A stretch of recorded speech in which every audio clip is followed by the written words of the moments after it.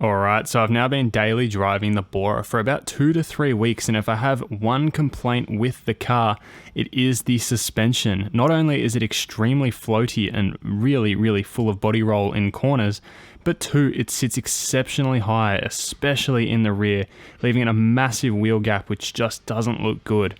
Luckily for me though, there is one way to fix both of these issues, and that is installing coilovers. So in today's video, I'm going to be installing some Solo-Werks coilovers into my MK4 Bora, as well as replacing the front strut top mounts just as a preventative item. So let's start now on the rears by jacking up the rear of the car and pulling the rear wheels off. Okay, so our first step here is going to be to remove the wheel covers and loosen the bolts, then jack the car up. As you can see, that wheel gap, it is exceptionally big. I cannot wait to fix that.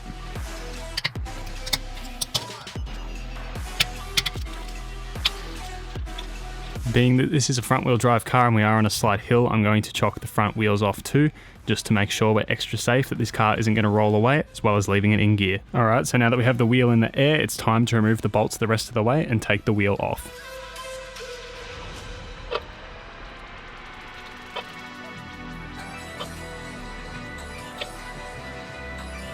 Alright, so now that we have the wheel off, it's time we remove the lower shock mount. I'm going to support the weight of this with the jack just to prevent any tension in the spring shooting the axle down.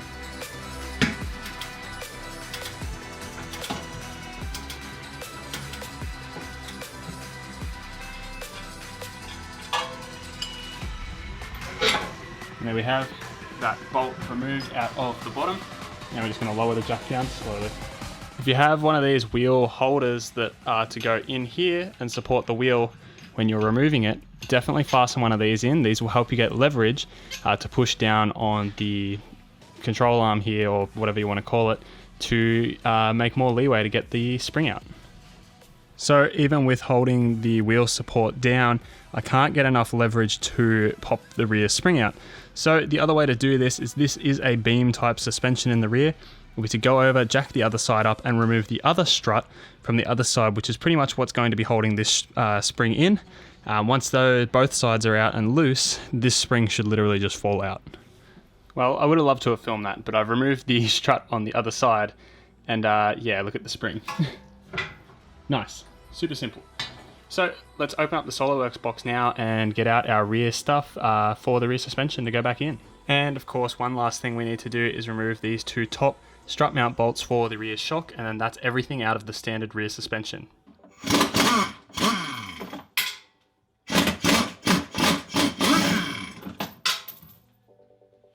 Alright, so now with our standard suspension out in the rear, it's time we unbox the Solo-Werks stuff and get ready to start installing things.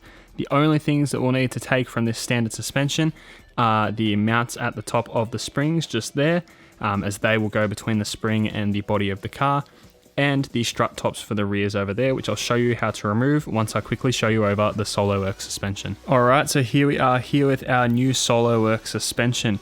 We have our adjustment spanners here, our two rear springs here, our two rear perches here, two rear shocks, and our front shocks.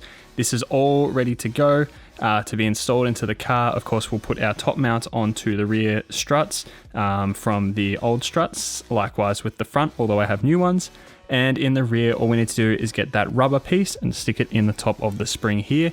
And this is all ready to go back in the car. Although one thing Solo-Werks recommends is to prime the shocks, seeing as they've been sitting on their sides in shipping and in the warehouse where they're being stored. They recommend to prime the shocks a couple of times. So I'll show you the difference between one that's primed and one that hasn't been, just to give you an idea as to why I would do this.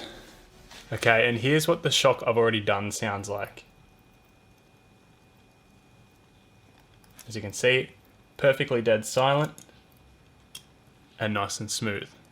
Now if we grab the rear shock that I haven't done, it's definitely a lot quicker to go down and a lot slower to raise up. So we just want to do this cycle on the front and rear shocks about 3 to 5 times. And of course the same thing with the fronts.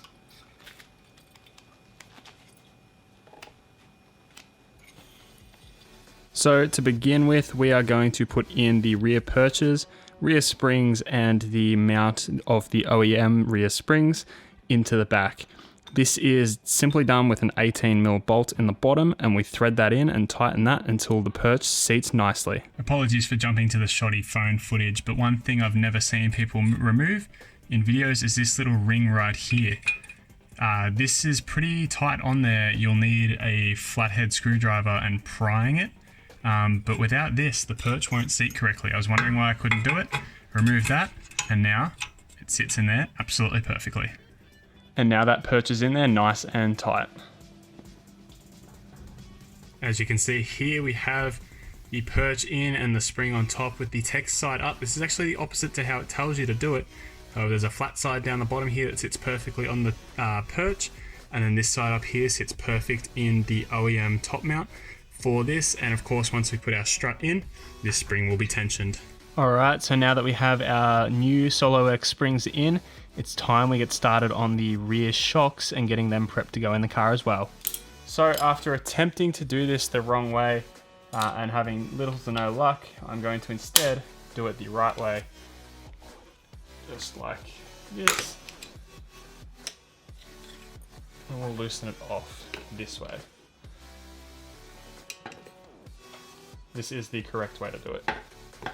And now we're ready to install our new rear strut top to the rear strut. This little ring here hasn't been noted in any of the instructions. However, this needs to go onto here, and make sure it's the right way around with the divot in it. Otherwise, the strut top will sit too far down. So we're ready to put that back on like so, and then we'll grab our new bolt and we'll fasten that on. This has a nylon thread in it, so you will not be able to tighten this all the way down by hand. You'll have to use the same method as removal to install this. And of course, it's a different size bolt to the OEM one. And now that we have that bolt tightened all the way down, grab the OEM dust shield and pop it straight back over the top. So I've now fastened the rear back in, and all we have to do is do up these bottom bolts once we jack up the lower suspension. So I'm going to do that now, put the bottom bolts in, and we're now ready to put the rear wheels back on and see how low it is. I've set the rear perches all the way maxed out thanks to a video I found on YouTube that shows that maxed out in the rear is pretty much the exact height I'm chasing. And now with the bottom shock bolt back in, our rear suspension install is complete. It's time to put the wheels back on and see how this thing is sitting. Alright, so it is a new day and there is absolutely no shortage of construction going on right now.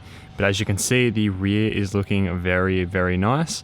I'm going to be starting on the fronts now because it is time to drop the front down to match the rear. Very much like the rear, we're going to start by removing the covers for the wheel bolts and loosening them off, jacking the car up and removing the wheels. So removal of the front strut is pretty easy. The first thing we're going to remove is this bolt here. This is the pinch bolt that squeezes the strut to the hub. This can be quite difficult to remove, and this is solely what holds the bottom of the shock in. So we remove this with a 18mm.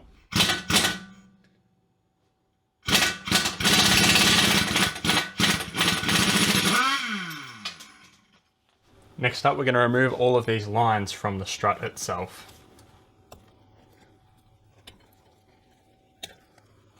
Now what we're going to remove is the bolt connecting the sway bar end link to the sway bar itself. This is a 16mm.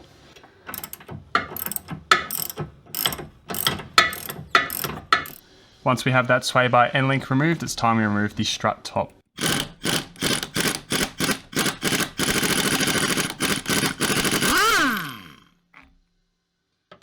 Alright, and we've now hit the top of the knuckle with the sledgehammer a few times, and the strut has popped out. So it's time we pull the old suspension out of the car, and we get ready to put our Solo-Werks ones in with our new top mounts.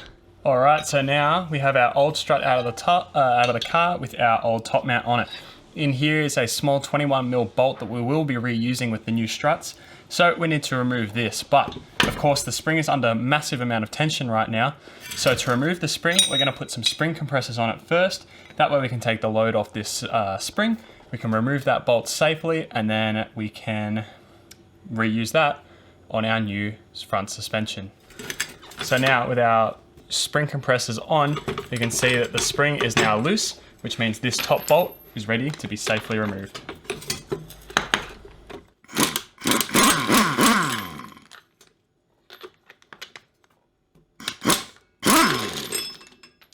There we go, just like that.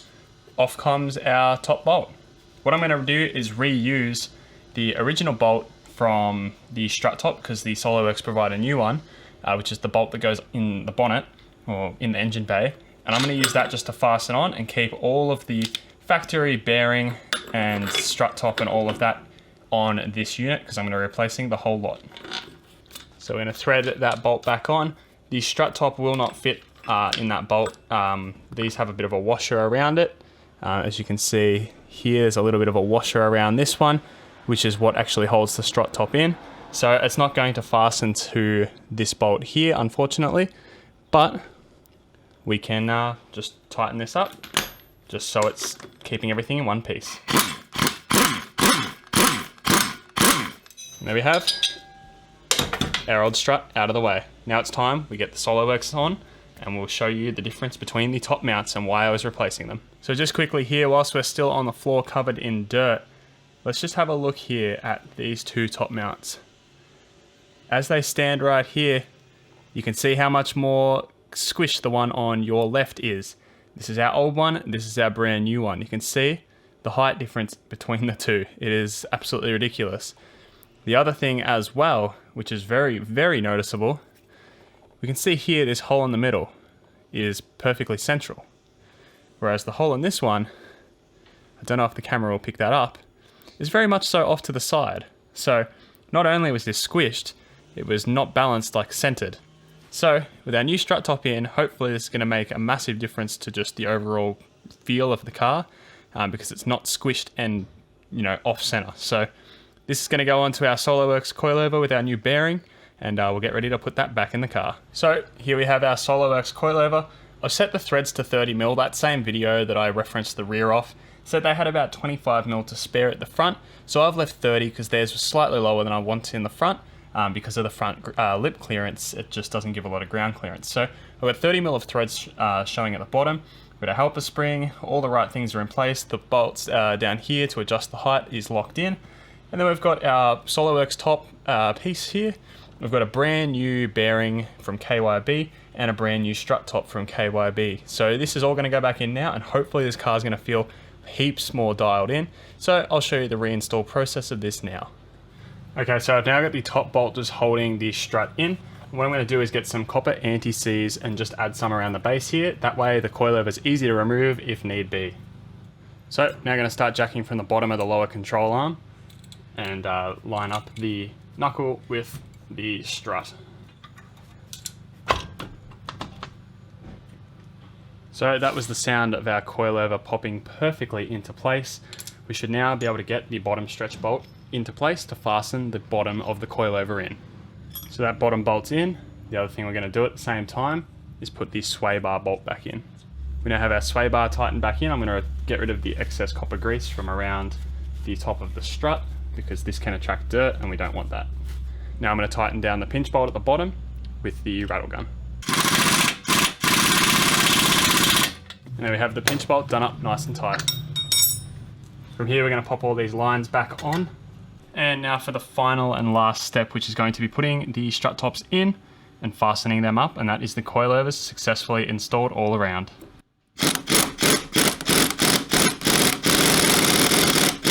Alright, and there we have the install of the coilovers complete. As you can see, the height of the car is sitting absolutely perfect for what I want at the moment. It's very level, very even, and just overall looks really, really good. I can go down a little bit lower, however I'm not going to do that until I have wheels on the car. But with that being said, if you guys have enjoyed this video and have learned how to do it, make sure you subscribe to my channel down below. If you want to purchase some Solo-Werks coilovers, please let me know and I'll put you in contact with the right person who can provide you with a $50 discount. With that being said though, I hope you've enjoyed and I'll catch you guys in the next video.